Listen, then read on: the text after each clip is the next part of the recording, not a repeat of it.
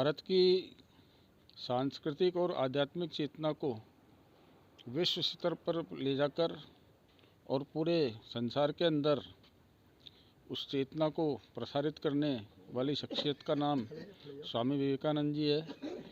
स्वामी विवेकानंद जी का जन्म 1863 में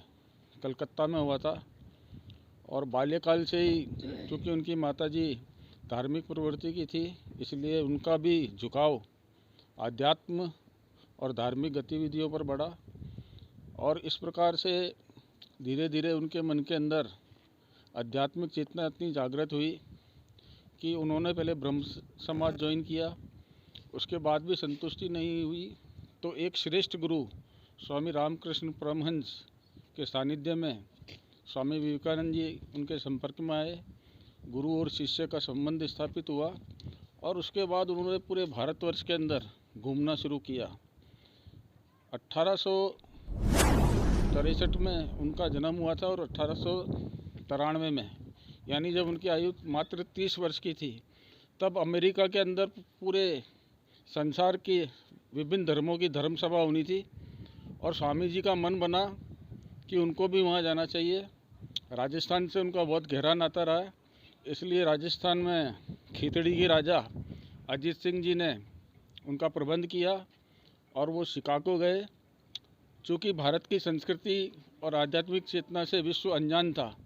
इसलिए उनको उस धर्मसभा में भी बहुत मुश्किल से प्रवेश मिला। लेकिन जैसे उनका उस धर्मसभा के अंदर नंबर आया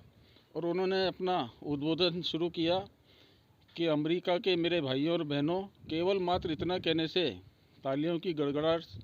गूंज उठी और उसके बाद उन्होंने जो निर्धारित समय था उसके अंदर भारत की सांस्कृतिक, आध्यात्मिक, सामाजिक चेतना का उन्होंने वहाँ पर उद्गार व्यक्त किया